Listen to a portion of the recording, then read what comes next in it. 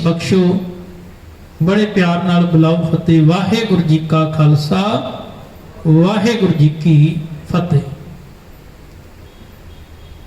धन माता गुजर कौर अते दोवें छोटे साहिबजादे बाबा जोरावर सिंह ते बाबा फतेह सिंह जी जदों वजीर खान ने कचहरी दे विच इन्हां नूं लालच दिते ने, तुहाडे चंगे घरां विच विआह कीते जाणगे, तुहानूं चंगे महल माड़ियां दिते जाणगे, तुहानूं ज़गीरां तुहानूं दौलत बेशुमार दिती जावेगी, तुसीं सारी जिंदगी ऐशो इशरत दी बतीत कर सकदे हो, पर सिर्फ तुसीं अपने पिता वाला धर्म छड्ड के ते तुसीं इस्लाम धर्म दे विच आ जाओ। पर वह निश्चा सी, दृढ़ अडोल रहे। उन्हां आख्या नहीं, साडा दादा जिहड़ा है वो किसी दे धर्म नूं बचाउण वास्ते अपना आपा कुर्बान कर दिंदा है, ते असीं गुरु तेग बहादुर महाराज पातशाह जी दे पुत्रे हाँ, असीं अपना धर्म किवें बदल सकदे हैं, असीं किवें अपना धर्म तब्दील कर सकदे हैं। फिर उन्हें आख्या तुहानूं शायद पता नहीं, तुहाडे पिता नूं खत्म कर दिता गया है, तुहाडे दोवें भरावां नूं अते सिखां नूं चमकौर दी गढ़ी विच खत्म कर दिता है। तो उन्होंने दृढ़ता नाल आख्या, कहन लगे साडे पिता नूं खत्म करने वाला दुनिया में कोई पैदा नहीं होया, दीन दुनी दा पातशाह उनको खत्म नहीं कर सकता। फिर उन्हें आख्या, कहन लगे जे तुहानूं छड्ड दिता जावे ते तुसीं की करोगे, क्योंकि सभा विच बैठा होया शेर मुहम्मद खान मलेरकोटला जदों हां का नारा मारदा है तो वह एक ही वचन करता है, बदला लेना होगा तो लेंगे इनके बाप से, खुदा महफूज रखे ऐसे पाप से। कि जे मैं बदला लेना होगा, क्योंकि गुरु गोबिंद सिंह पातशाह जी ने चमकौर की गढ़ी विच घेरा पा के आए शेर मुहम्मद खान मलेरकोटले दे भरा नाहर खां अते उहदे भतीजे खिजर खान सतगुरु पातशाह जी ने अपनी तीर की नोक दे नाल खत्म किया सी। ते वजीर खान ने आख्या भी तू अपने भरा ते भतीजे का बदला ले लै, ते उन्हें आख्या नहीं, इन्हां बच्चियां दा कोई कसूर नहीं, इन्हां दी कोई गलती नहीं, जे बदला लेना होएगा तो इन्हां दे बाप तो लवांगा। पर इस सभा विचों उठ के चला गया। पर उसे ही सभा विच बैठा होया सुच्चा नंद जिन्हें यह आख्या भी ये सप दे बच्चे ने, जे इन्हां नूं दुध पियाओगे वड्डे होके फिर तुहानूं ही डंगणगे, चंगा इन्हां नूं खत्म कर दिता जाए। हुण वजीर खान ने परखण वास्ते सहज सुभाई बच्चों को पूछया, बाबा जोरावर सिंह ते बाबा फतेह सिंह नूं जे तुहानूं छड्ड दईए ते तुसीं की करोगे? ते उन्हां बड़ी बुलंद हौसले दे नाल दृढ़ता दे नाल यह आख्या कि जे तुसीं सानूं छड्ड देवो भी असीं अपनी दादी मां दे नाल जंगलां विच जावांगे, जेड़े सिख इस वक्त वख-वख होके खिंड चुके ने उन्हां नूं इकट्ठियां करांगे, अपने पिता नूं नाल लैके असीं फौज तैयार करांगे, ते फिर जिन्ना चिर तेरे जुल्म दा खात्मा नहीं हुंदा, या ते असीं आप मर मिटांगे या तेरे जुल्म नूं खत्म करांगे। उस वेले सुच्चे नंद ने आख्या, कहण लगा वेखिया मैं आख्या सी ना ये सप दे बच्चे आ, इन्हां नूं हुणे ही खत्म कर देना चंगा है।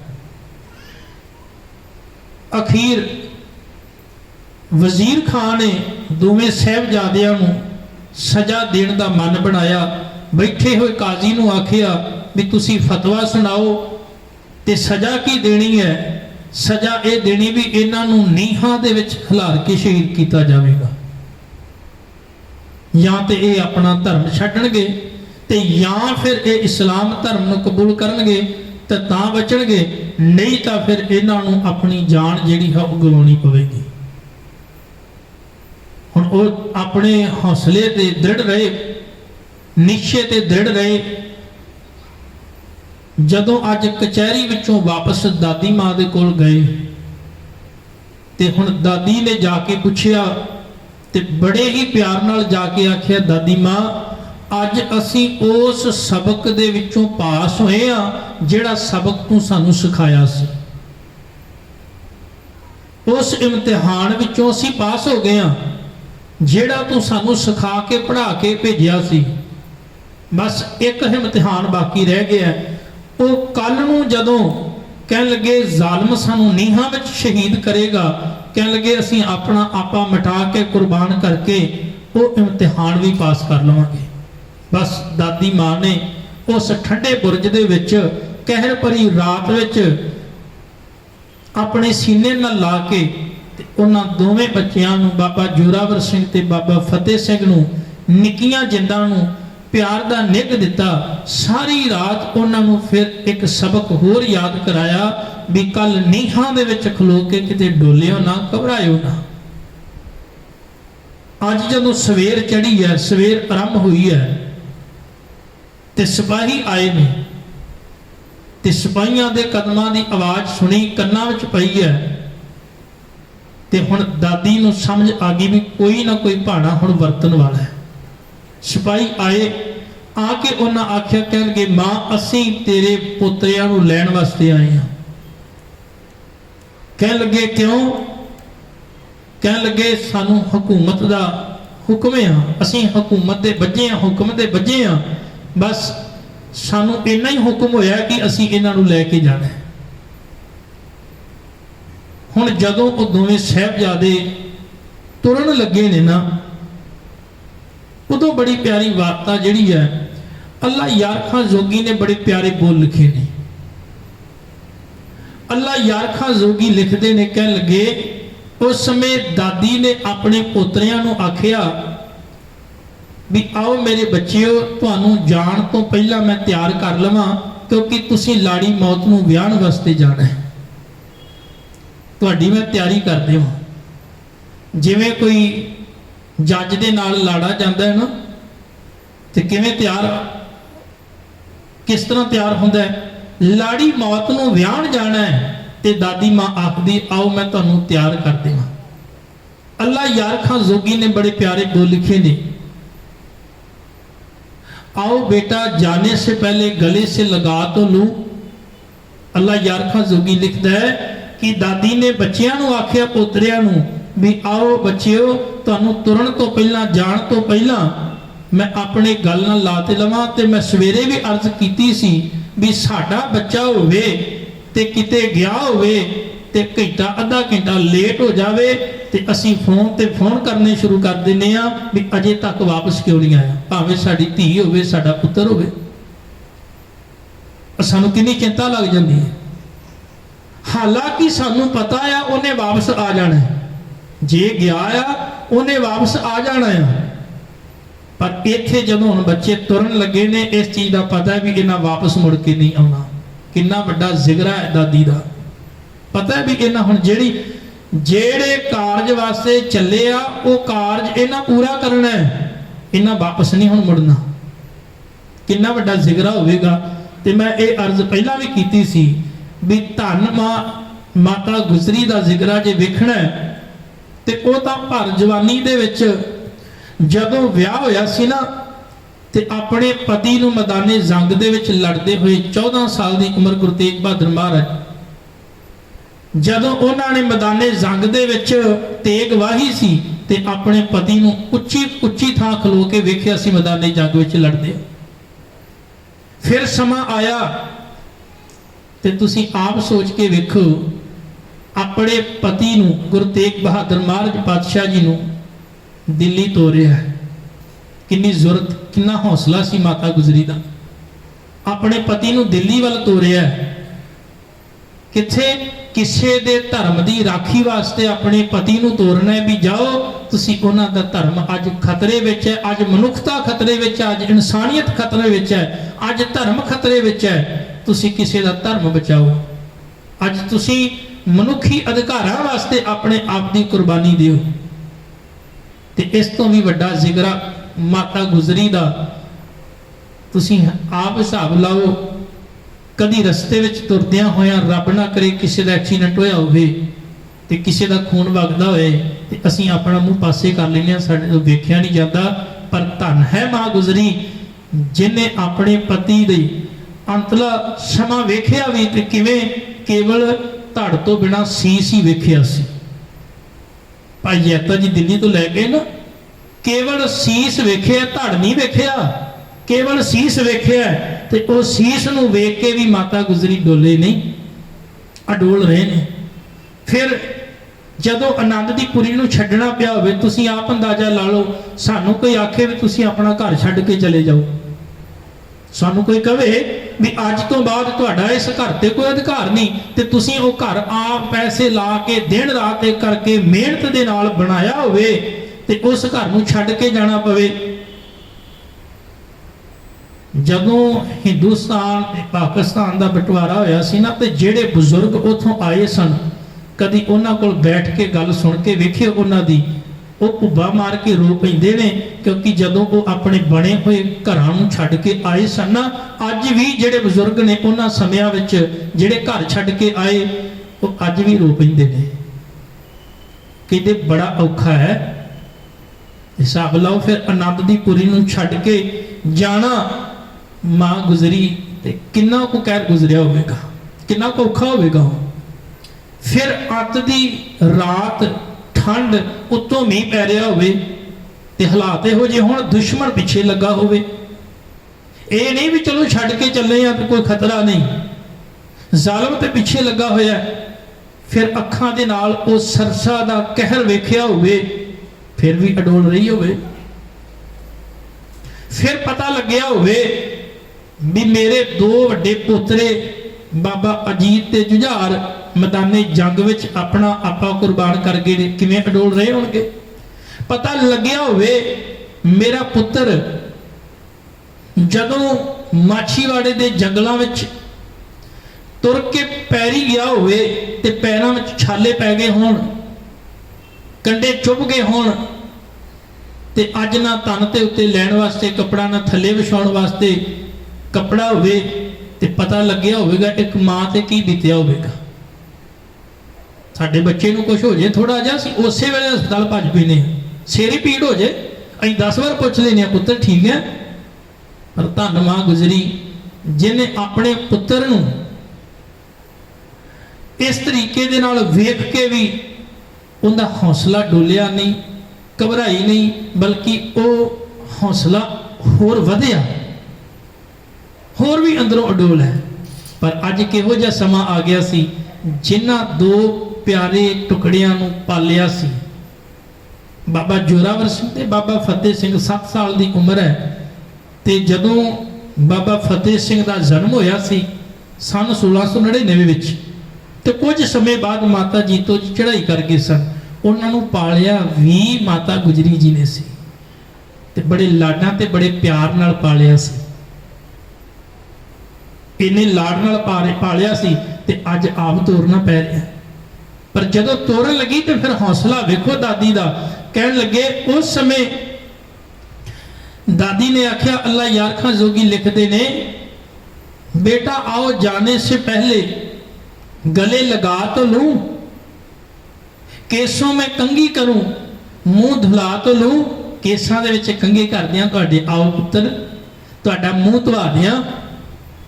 केसों में कंघी करूं, मुंह धुला तो लूं, नन्हे नन्हे सिरों पे कलगी सजा तो दूं, मरने से पहले दूल्हा बना तो दूं।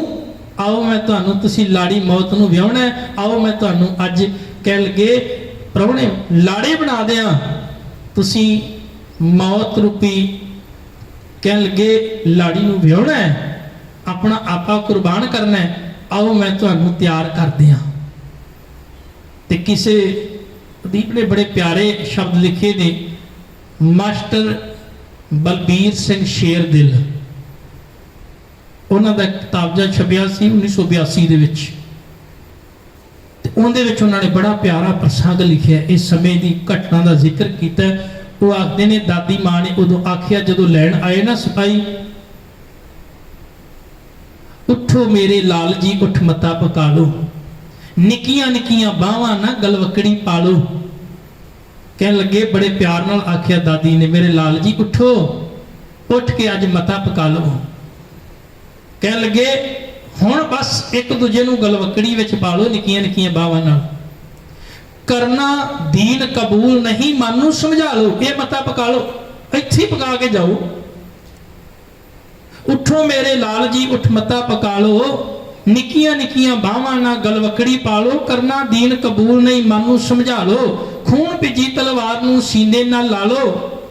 ਕਹਿਣ ਲੱਗੇ, ਖੂਨ ਭਿੱਜੀ ਤਲਵਾਰ ਤੁਹਾਡੇ ਸਾਹਮਣੇ, ਬਸ ਉਹਨੂੰ ਹੱਸ ਕੇ ਸੀਨੇ ਨਾਲ ਲਾ ਲਿਓ। ਕਹਿਣ ਲੱਗੇ, ਘਬਰਾਇਓ ਨਾ, ਡਰਿਓ ਨਾ, ਆਪਣੇ ਸੀਨੇ ਨਾਲ ਲਾ ਲਿਓ। ਕਹਿਣ ਲੱਗੇ, ਛੋਟੇ ਛੋਟੇ ਜਿਸਮ ਹਨ, ਦਿਲ ਵੱਡਾ ਬਣਾ ਲਓ।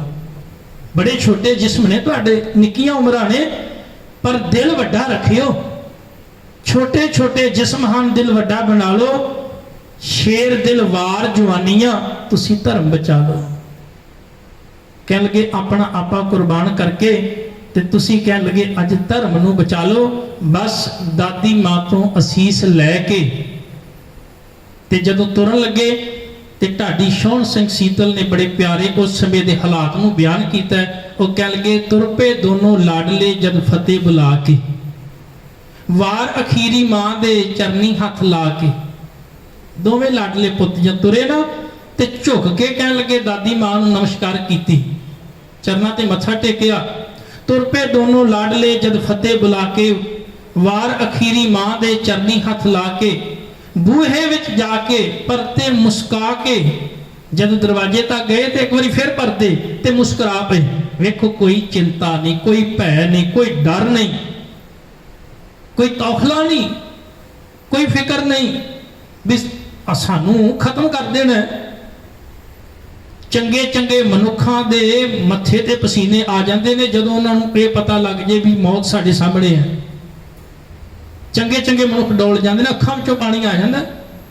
ਪਰ ਧੰਨ ਕਲਗੀਧਰ ਮਹਾਰਾਜ ਪਾਤਸ਼ਾਹ ਜੀ ਦੇ ਸਾਹਿਬਜ਼ਾਦੇ ਕਹਿਣ ਲੱਗੇ, ਸਾਹਮਣੇ ਇਸ ਤਰ੍ਹਾਂ ਦਰਵਾਜ਼ੇ ਤੇ ਗਏ ਤੇ ਜਾ ਕੇ ਪਰਤ ਕੇ ਮੁਸਕਾ ਕੇ ਬੋਲੇ। ਕਹਿਣ ਲੱਗੇ ਵੀ ਦਾਦੀ ਮਾਂ, ਅਸੀਂ ਚੱਲੇ ਆ, ਪਰ ਤੁਸੀਂ ਟਾਈਮ ਨਾ ਲਾਉਣਾ, ਛੇਤੀ ਆ ਜਿਓ, ਐਵੇਂ ਸਮਾਂ ਨਾ ਗਵਾਈ। ਪਰ ਤੁਸੀਂ ਆਉਣਾ ਛੇਤੀ। ਕਹਿਣ ਲੱਗੇ, ਤੁਸੀਂ ਛੇਤੀ ਆਇਓ, ਪਰ ਸਮਾਂ ਇੰਨਾ ਨਾ ਲਾ ਕੇ ਆਇਓ ਕਿ ਅਸੀਂ ਤੈਨੂੰ ਉਡੀਕਦੇ ਰਹੀਏ, ਥੱਕ ਨਾ ਜਾਈਏ। ਅਮੀਏ ਅਸੀਂ ਔਸੀਆਂ ਪਾ ਕੇ, ਅਸੀਂ ਥੱਕ ਨਾ ਜਾਈਏ। ਮਾਂ ਤੈਨੂੰ ਉਡੀਕਦੇ ਨਾ ਰਹੀਏ, ਤੂੰ ਛੇਤੀ ਆ ਜੀ, ਤੇਰੇ ਬਿਨਾ ਸਾਡਾ ਦਿਲ ਨਹੀਂ ਲੱਗਣਾ, ਤੂੰ ਛੇਤੀ ਆ। ਥੱਕ ਨਾ ਜਾਈਏ ਅਮੀਏ ਅਸੀਂ ਔਸੀਆਂ ਪਾ ਕੇ। ਤੇ ਨਾਲ ਇੱਕ ਹੋਰ ਗੱਲ ਕਹਿਤੀ, ਸਾਡਾ ਜੀ ਨਹੀਂ ਲੱਗਣਾ।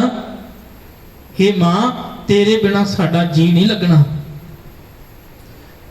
ਸਾਡਾ ਜੀ ਨਹੀਂ ਲੱਗਣਾ ਸੱਚਖੰਡ ਵਿੱਚ ਜਾ ਕੇ, ਸਾਡਾ ਬਿਲਕੁਲ ਵੀ ਚਿੱਤ ਨਹੀਂ ਲੱਗਣਾ। ਮਾਂ ਤੂੰ ਦੇਰੀ ਨਾ ਕਰੀ, ਉੱਥੇ ਚਿੱਤ ਨਹੀਂ ਲੱਗਣਾ, ਸਾਡਾ ਜੀ ਨਹੀਂ ਲੱਗਣਾ ਸੱਚਖੰਡ ਵਿੱਚ ਜਾ ਕੇ।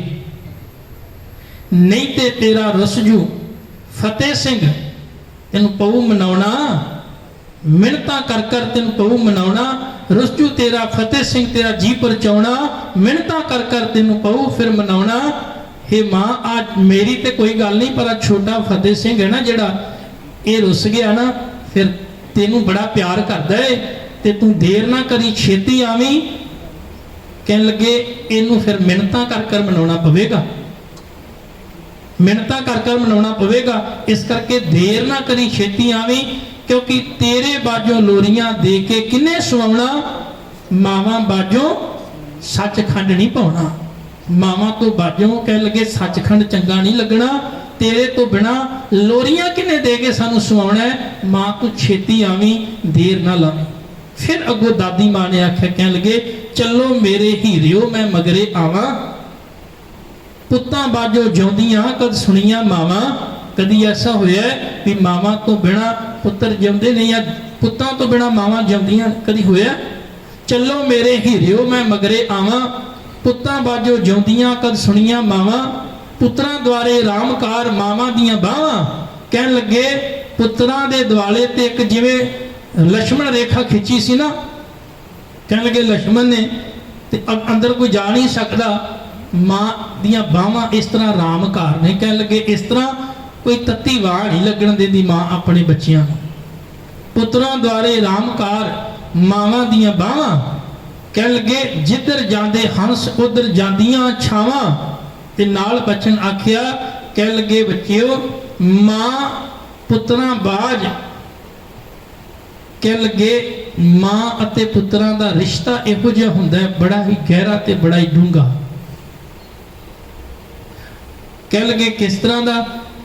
कहन लगे जिवें छां ते दरख्त, जिवें छां ते दरख्त इस तरह दा रिश्ता है। छां तो बिना दरख्त नहीं ते दरख्त तो बिना छां नहीं होती। इस तरह मां ते पुत्रां दा एक रिश्ता है। मेरे बच्चों तुसी चिंता ना करियो। कहन लगे मैं तुहाडे मगरे ही आवांगी। ते अखीर कह दिता बचन, मैं तोर घर दियां रौनकां सचखंड वसावां। वे लोको मैं तोर घर दियां रौनकां सचखंड वसावां। घर दियां रौनकां तोर के कहन लगे मैं सचखंड नूं वसावांगी। हुण जदों दोवें साहिबजादे गए ते जालिम ने सामने नीहां विच खिलार दिता ते उन्हां फिर बड़े ही माण दे नाल बचन आखिया, असीं कलगीधर दे लाडले माता जीतो दे लाल, साडे शेरां वर्गे हौसले हाथी वर्गी चाल, जो हो नहीं सकदा सूबिया तू वो कर ले साडा हाल। जो तेरा दिल करदा है ना तू साडा वो हाल कर ले। असीं डरांगे नहीं, घबरावांगे नहीं, सानू नहीं परवाह तेरी सजा दी, दे ला सजा जिहड़ी देनी है। फिर एक नाल अल्लाह यार खां जोगी दा बचन मैनूं याद आया। वो आखदे ने सच को मिटाओगे तो मिटोगे जहां से। याद रखियो तुसीं सानू मिटाउण दा यतन कर रहे हो, आउण वाले समय विच तुहाडा भी राज भाग रहना नहीं। सच को मिटाओगे तो मिटोगे जहां से। डरता नहीं अकाल किसी शहनशाह की शान से। जिहड़ा अकाल पुरख है ना वो राजे महाराजा तो नहीं डरदा हुंदा। डरता नहीं अकाल किसी शहनशाह की शान से, उपदेश तुम सुन लो दिल के कान से, हम कहते हैं तुमको। कह लगे खुदा की जुबान से। असी अज तुहानू कह रहे समझो साडी जुबान तो खुदा बोल रहा है। ये आने वाले समय विच सच होना जे। कह लगे सच नूं मिटाउण वाले कदी कह लगे सदा कायम नहीं रह सकते। सच सदा कायम रहिंदा है, कूड़ बिनस जाता है, नाश हो जाता है। फिर नाल उन्हां बचन आखे, कह लगे हम अपनी जान दे के औरों की जान बचा चले। निक्कियां जिंदा वड्डे साके, हम अपनी जान दे औरों की जान बचा चले। सिक्खी की नींह सिरों पे उठा चले। नीहां में चिणे के ना ते सिख धर्म की नींह कह लगे असी सिरां दे उत्ते। और ये बड़ी ही दुख वाली गल है कि अज असी पतपुणे वाले पासे जा रहे हैं, अज असी ढईदी कला वाले पासे जा रहे हैं। अज साडे हालात वेखो किहो जिहे ने। अज नशियां दे विच आपां गर्क हो रहे हैं। पर बाबा फतेह सिंह बाबा जोरावर सिंह उन्हां दे सिरां दे उत्ते सिੱਖੀ दी नींह टिकी हुई है। याद रखियो सिੱਖੀ की नींह सिरों पे उठा चले, सिंगों की सल्तनत का पौधा हम लगा चले। कह लगे सिख राज का बूटा ला के चले हैं। ये बूटा आने वाले समय में कह लगे बहुत बड़ा दरख्त बनेगा। अज सारी मनुखता दे विच सारी मनुखता उस दरख्त की छां माणदी है। बाबा जोरावर सिंह बाबा फतेह सिंह माता गुजर कौर उन्होंने अपने आप का खून डोल के इस सिੱਖੀ के बूटे को कायम किया है। ते अज सारी मनुखता की छां माणदी। जिथे भी दुनिया दे विच सिख वसदा है ते की सिख दे लाए हुए लंगर सिख दे कीते हुए परोपकार दुनिया भुला नहीं सकती। पर यह बूटा लाया उन्हां मरजीवड़ियां ने। सिंगों की सल्तनत का पौधा हम लगा चले। सच ये है वो मरजीवड़े नीहां दे विच चिणे गए।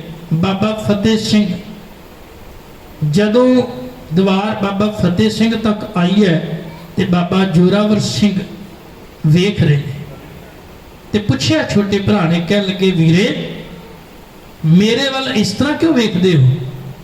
ਤੇ ਉਹਨਾਂ ਆਖਿਆ, ਕਹਿਣ ਲੱਗੇ ਮੈਂ ਵੇਖਦਾ ਇਸ ਕਰਕੇ ਪਿਆ ਵਾਂ ਕਿ ਦੁਨੀਆ ਵਿੱਚ ਆਇਆ ਤੂੰ ਮੇਰੇ ਤੋਂ ਬਾਅਦ ਵਿੱਚ ਸੈਂ ਤੇ ਚੱਲਾ, ਕਹਿਣ ਲੱਗੇ ਦੁਨੀਆ ਵਿੱਚ ਮੇਰੇ ਤੋਂ ਪਹਿਲਾਂ ਸ਼ਹਾਦਤ ਦਾ ਜਾਮ ਪੀ ਕੇ ਆਇਆ, ਬਾਅਦ ਵਿੱਚ ਚੱਲਿਆ ਮੇਰੇ ਤੋਂ ਪਹਿਲਾਂ ਸ਼ਹਾਦਤ ਦਾ ਜਾਮ ਪੀ ਕੇ।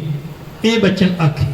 ਕਦੀ ਆਨੰਦ ਦੀ ਪੁਰੀ ਦੇ ਵਿੱਚ ਬਾਬਾ ਅਜੀਤ ਸਿੰਘ ਜਦੋਂ ਸ਼ਸਤਰ ਅਭਿਆਸ ਪੇ ਕਰਦੇ ਨੇ ਨਾ, ਤੇ ਸਾਹਮਣੇ ਆ ਗਏ ਉਸ ਵਕਤ ਬਾਬਾ ਜੁਝਾਰ ਸਿੰਘ ਜੀ, ਤੇ ਬਾਬਾ ਜੁਝਾਰ ਸਿੰਘ ਨੇ ਨਾਲ ਬਾਬਾ ਜੋਰਾਵਰ ਸਿੰਘ ਨੂੰ ਲੈ ਲਿਆ। ਤੇ ਹੁਣ ਬਾਬਾ ਜੁਝਾਰ ਸਿੰਘ ਤੇ ਬਾਬਾ ਜੋਰਾਵਰ ਸਿੰਘ ਦੋਵੇਂ ਇੱਕ ਪਾਸੇ ਤੇ ਬਾਬਾ ਅਜੀਤ ਸਿੰਘ ਜੀ ਇੱਕ ਪਾਸੇ। ਕਹਿਣ ਲੱਗੇ ਇੰਨੇ ਚਿਰ ਨੂੰ ਬਾਬਾ ਫਤਿਹ ਸਿੰਘ ਨੇ ਵੇਖਿਆ ਤੇ ਉਹ ਦੌੜੇ ਹੋਏ ਆਏ, ਕਹਿਣ ਲੱਗੇ ਵੀ ਇਹ ਤਾਂ ਇਨਸਾਫ ਵਾਲੀ ਗੱਲ ਨਾ ਹੋਈ ਵੀ ਇੱਧਰ ਦੋ ਤੇ ਉੱਧਰ ਕੱਲਾ ਬਾਬਾ ਵੱਡਾ ਵੀਰ, ਇਹ ਤਾਂ ਇਨਸਾਫ ਵਾਲੀ ਗੱਲ ਨਹੀਂ ਬਈ ਦੋ ਦੋ ਹੋਣੇ ਚਾਹੀਦੇ ਨਾ ਸੂਰਮੇ ਸਾਹਮਣੇ।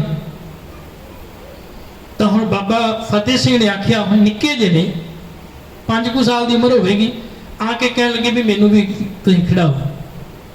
ਉਹ ਕਹਿਣ ਲੱਗੇ ਨਹੀਂ ਇਹ ਖੇਡ ਤੇਰੇ ਤੋਂ ਨਹੀਂ ਖੇਡੀ ਜਾਣੀ, ਇਹ ਖੇਡ ਬੜੀ ਔਖੀ ਹੈ ਕਿਉਂਕਿ ਸ਼ਸਤਰ ਅਭਿਆਸ ਹੈ ਤੇ ਇਹਦੇ 'ਚ ਤੈਨੂੰ ਚੋਟ ਲੱਗ ਸਕਦੀ, ਤੂੰ ਅਜੇ ਛੋਟਾ ਹੈ, ਤੂੰ ਵੱਡਾ ਹੋ ਜਾ ਤੇ ਫਿਰ ਤੈਨੂੰ। ਕਹਿਣ ਲੱਗੇ ਅੱਛਾ। ਅੰਦਰ ਦੌੜ ਕੇ ਗਏ, ਇੱਕ ਦੁਮਾਲਾ ਉੱਤੇ ਪਹਿਲਾਂ ਸਜਾਇਆ ਸੀ, ਇੱਕ ਹੋਰ ਉੱਤੇ ਸਜਾ ਲਿਆ। ਦੌੜ ਕੇ ਆਏ, ਕਹਿਣ ਲੱਗੇ ਹੁਣ ਤੇ ਮੈਂ ਵੱਡਾ ਹੋ ਗਿਆ ਨਾ, ਹੁਣ ਮੈਨੂੰ ਖਿਡਾਓ। ਕਹਿਣ ਲੱਗੇ ਨਹੀਂ ਅਜੇ ਤੂੰ ਛੋਟਾ ਹੈ। ਫਿਰ ਅੰਦਰ ਗਏ, ਫਿਰ ਇੱਕ ਹੋਰ ਸਜਾ ਕੇ ਆ ਗਏ। ਕਹਿਣ ਲੱਗੇ ਵੇਖੋ ਹੁਣ ਤੇ ਮੈਂ ਬਾਬਾ ਜੁਝਾਰ ਸਿੰਘ ਜੀ ਦਾ ਹੋ ਗਿਆ ਨਾ, ਹੁਣ ਮੈਨੂੰ ਖਿਡਾਓ। ਅਖੀਰ ਬਾਬਾ ਅਜੀਤ ਸਿੰਘ ਕਹਿਣ ਲੱਗੇ ਨਹੀਂ ਅਜੇ ਤੂੰ ਛੋਟਾ ਹੈ। ਬਸ ਕਲਗੀਧਰ ਮਹਾਰਾਜ ਪਾਤਸ਼ਾਹ ਵੇਖਦੇ ਸਨ ਪਏ, ਉਹ ਆਏ ਕੋਲ, ਉਹਨਾਂ ਨੇ ਬਾਬਾ ਫਤਿਹ ਸਿੰਘ ਨੂੰ ਗਲਵਕੜੀ ਵਿੱਚ ਲਿਆ ਤੇ ਆਖਿਆ, ਕਹਿਣ ਲੱਗੇ ਅਜੀਤ ਸਿੰਘ ਯਾਦ ਰੱਖ ਇਹ ਛੋਟਾ ਨਹੀਂ, ਜੇ ਕਦੀ ਸਮਾਂ ਆਇਆ ਕਹਿਣ ਲੱਗੇ ਇਸ ਛੋਟੇ ਫਤਿਹ ਸਿੰਘ ਨੇ ਉਹ ਵੱਡਿਆਂ ਵਾਲੇ ਕਹਿ ਲਗੇ ਕੌਤਕ ਕਰਕੇ ਵਿਖਾਉਣੇ ਨੇ ਜਿਹੜੇ ਵੱਡੇ ਵੀ ਨਹੀਂ ਕਰਕੇ ਵਿਖਾ ਸਕਦੇ। ਇਹਨੂੰ ਛੋਟਾ ਨਾ ਕਹਿ, ਇਹ ਵੇਖਣ ਵਿੱਚ ਛੋਟਾ ਲੱਗਦਾ ਹੈ ਪਰ ਕਹਿਣ ਲੱਗੇ ਅਸਲ ਦੇ ਵਿੱਚ ਇਹਨੇ ਉਹ ਕੌਤਕ ਕਰਨੇ ਨੇ ਜਿਹੜੇ ਕਹਿਣ ਲੱਗੇ ਵੱਡੇ ਵੀ ਨਹੀਂ ਕਰ ਸਕਦੇ। ਸੱਚ ਹੈ ਬਾਬਾ ਫਤਿਹ ਸਿੰਘ ਨੂੰ ਵੇਖ ਕੇ ਬਾਬਾ ਜੋਰਾਵਰ ਸਿੰਘ ਨੇ ਆਖਿਆ, ਵੀਰੇ ਤੂੰ ਆਇਆ ਦੁਨੀਆ ਵਿੱਚ ਮੇਰੇ ਤੋਂ ਬਾਅਦ ਵਿੱਚ ਸੈਂ, ਪਰ ਸ਼ਹਾਦਤ ਦਾ ਜਾਮ ਪੀ ਕੇ ਮੇਰੇ ਤੋਂ ਪਹਿਲਾਂ ਚੱਲਿਆ। ਇਸ ਤਰ੍ਹਾਂ ਜਦੋਂ ਸਰਹੰਦ ਦੀ ਦੀਵਾਰ ਦੇ ਵਿੱਚ ਦੋਵੇਂ ਸਾਹਿਬਜ਼ਾਦਿਆਂ ਨੂੰ ਜਦੋਂ ਦੀਵਾਰਾਂ ਸਿਰ ਤੱਕ ਆਈਆਂ ਤੇ ਇਤਿਹਾਸਕਾਰ ਲਿਖਦੇ ਨੇ ਫਿਰ ਕੰਧਾਂ ਡਿੱਗ ਪਈਆਂ, ਅਜੇ ਉਹ ਬੇਹੋਸ਼ੀ ਹੋਏ ਸਨ ਤੇ ਜ਼ਾਲਮ ਨੇ ਫਿਰ ਲੈ ਕੇ ਖੰਜਰ ਤੇ ਇਸ ਤਰ੍ਹਾਂ ਜਿਵੇਂ ਪਾਈਪ ਨੂੰ ਵੱਢੀ ਦੇਣਾ ਇਸ ਤਰ੍ਹਾਂ ਗਲ ਤੋਂ ਵੱਢ ਕੇ ਨਾਲੀ ਗਲਦੀ ਤੇ ਜ਼ਾਲਮਾਂ ਨੇ ਕੋਹ ਕੇ ਸ਼ਹੀਦ ਕੀਤਾ। ਇਹ ਆਪਾਂ ਤੇ ਖਾਲੀ ਇੱਥੋਂ ਤੱਕ ਜਾਣਦੇ ਵੀ ਨੀਹਾਂ ਵਿੱਚ ਨਹੀਂ ਪਿਆਰਿਓ, ਨੀਹਾਂ ਤੋਂ ਬਾਅਦ ਉਹਨਾਂ ਨੂੰ ਕੋਹ ਕੇ ਤੇ ਲਿਖਦੇ ਨੇ ਕਹਿਣ ਲੱਗੇ ਬਾਬਾ ਫਤਿਹ ਸਿੰਘ 2.5 ਮਿੰਟ ਤੱਕ ਉਹਨਾਂ ਦਾ ਸਰੀਰ ਜਿਹੜਾ ਤੜਫਦਾ ਰਿਹਾ, 12.5 ਮਿੰਟ ਤੱਕ ਬਾਬਾ ਜੋਰਾਵਰ ਸਿੰਘ ਦੇ ਪੈਰ ਜਿਹੜੇ ਨੇ ਉਹ ਹਿਲਦੇ ਰਹੇ। ਕਿੰਨੀ ਭੈੜੀ ਸਜ਼ਾ ਜ਼ਾਲਮ ਨੇ ਦਿੱਤੀ ਸੀ ਪਰ ਉਹ ਬਾਬਾ ਜ਼ੋਰਾਵਰ ਸਿੰਘ ਤੇ ਬਾਬਾ ਫਤਿਹ ਸਿੰਘ ਅਡੋਲ ਰਹਿ ਕੇ ਤੇ ਉਹ ਧੰਨ ਮਾਂ ਦਾਦੀ ਮਾਂ ਗੁਜ਼ਰੀ ਜਿਹੜੀ ਸਦਾ ਹੀ ਅਡੋਲ ਰਹੀ ਸੀ। ਸੱਚ ਜਾਣਿਓ ਉਹਨੇ ਆਪਣੇ ਪੁੱਤਰਿਆਂ ਨੂੰ ਸਾਡੇ ਵਾਸਤੇ ਕੁਰਬਾਨ ਕਰਕੇ ਆਪਣੇ ਆਪ ਦੀ ਕੁਰਬਾਨੀ ਦੇ ਕੇ ਤੇ ਦੁਨੀਆ ਦੇ ਲੋਕਾਂ ਨੂੰ ਸਮਝਾਇਆ ਭਾਈ ਅਣਖ ਗੈਰਤ ਅਰੇ ਦੀਨ ਦੀ ਰਾਖੀ ਵਾਸਤੇ, ਧਰਮ ਦੀ ਰਾਖੀ ਵਾਸਤੇ, ਮਜ਼ਲੂਮ ਦੀ ਰਾਖੀ ਵਾਸਤੇ ਆਪਣਾ ਆਪਾ ਕਿਵੇਂ ਕੁਰਬਾਨ ਕਰੀਦਾ ਇਹ ਜਾਚ ਸਾਨੂੰ ਉਹ ਸਿਖਾ ਕੇ ਗਏ। ਸਤਿਗੁਰ ਕਿਰਪਾ ਕਰਨ, ਬਖਸ਼ਿਸ਼ ਕਰਨ। ਪਿਆਰਿਓ ਅੱਜ ਸਾਨੂੰ ਸ਼ਹਾਦਤਾਂ ਦੀ ਲੋੜ ਨਹੀਂ ਪਰ ਅੱਜ ਲੋੜ ਹੈ ਸਿੱਖੀ ਨੂੰ ਸੰਭਾਲਣ ਦੀ, ਅੱਜ ਲੋੜ ਹੈ ਆਪਣੇ ਘਰਾਂ ਵਿੱਚ ਨਿਤਨੇਮ ਨੂੰ ਸੰਭਾਲਣ ਦੀ, ਅੱਜ ਲੋੜ ਹੈ ਆਪਣੀ ਸੇਵਾ ਤੇ ਸਿਮਰਨ ਨੂੰ ਸੰਭਾਲਣ ਦੀ, ਅੱਜ ਲੋੜ ਹੈ ਆਪਣੀ ਪੀੜ੍ਹੀ ਨੂੰ ਸੰਭਾਲਣ ਦੀ ਤਾਂ ਜੋ ਉਹ ਪਤਿਤ ਹੋਣੇ ਵਾਲੇ ਪਾਸੇ ਜੋ ਪੀੜ੍ਹੀ ਜਾ ਰਹੀ ਹੈ ਉਹਨਾਂ ਨੂੰ ਇਹੋ ਜਿਹੀਆਂ ਗਾਥਾਵਾਂ ਸੁਣਾਈਏ, ਇਹੋ ਜਿਹਾ ਇਤਿਹਾਸ ਸੁਣਾਈਏ ਤਾਂ ਜੋ ਉਹਨਾਂ ਨੂੰ ਜੀਵਨ ਦੀ ਸਮਝ ਲੱਗ ਸਕੇ ਤੇ ਜੀਵਨ ਜਿਉਣ ਦਾ ਢੰਗ ਤੇ ਤਰੀਕਾ ਜੁਗਤ ਪਤਾ ਲੱਗ ਸਕੇ। ਪਤਾ ਲੱਗੇ ਜਵਾਨੀ ਕਿਹੋ ਜਿਹੀ ਹੁੰਦੀ ਹੈ ਬਾਬਾ ਅਜੀਤ ਤੇ ਜੁਝਾਰ ਵਰਗੀ, ਪਤਾ ਲੱਗੇ ਵੀ ਜਿਹੜਾ ਬਚਪਨ ਹੈ ਬਾਬਾ ਫਤਿਹ ਤੇ ਬਾਬਾ ਜੋਰਾਵਰ ਸਿੰਘ ਵਰਗਾ ਤੇ ਜਿਹੜੀ ਅਸਲ ਦੇ ਵਿੱਚ ਬਜ਼ੁਰਗੀ ਹੈ ਉਹ ਬਜ਼ੁਰਗੀ ਗੁਰੂ ਤੇਗ ਬਹਾਦਰ ਮਹਾਰਾਜ ਜੀ ਨੇ ਆਪ ਜੀ ਕੇ ਵਿਖਾਈਏ। ਗੁਰੂ ਸਾਹਿਬ ਕਿਰਪਾ ਕਰਨ ਸਾਨੂੰ ਸਾਰਿਆਂ ਨੂੰ ਅਸੀਸ ਬਖਸ਼ਣ। ਵਿਚਾਰ ਕਰਦੇ ਆਂ ਬੇਅੰਤ ਹੀ ਭੁੱਲਾਂ ਗਲਤੀਆਂ ਹੋਈਆਂ ਆਪ ਸਰਬੱਤ ਸੰਗਤ ਬਖਸ਼ ਲੈਣਾ। ਬੁਲਾਓ ਫਤਿਹ। ਵਾਹਿਗੁਰੂ ਜੀ ਕਾ ਖਾਲਸਾ ਵਾਹਿਗੁਰੂ ਜੀ ਕੀ ਫਤਿਹ। ਆਓ ਹੁਣ ਭਾਈ ਸਾਹਿਬ ਜੀ ਤਕਰੀਬਨ 8 ਵਜੇ ਤੱਕ ਕੀਰਤਨ ਕਰਨਗੇ। ਉਸ ਤੋਂ ਬਾਅਦ ਫਿਰ ਸਮਾਪਤੀ ਹੋਵੇਗੀ। ਵਾਹਿਗੁਰੂ ਜੀ ਕਾ ਖਾਲਸਾ, ਵਾਹਿਗੁਰੂ ਜੀ ਕੀ ਫਤਿਹ।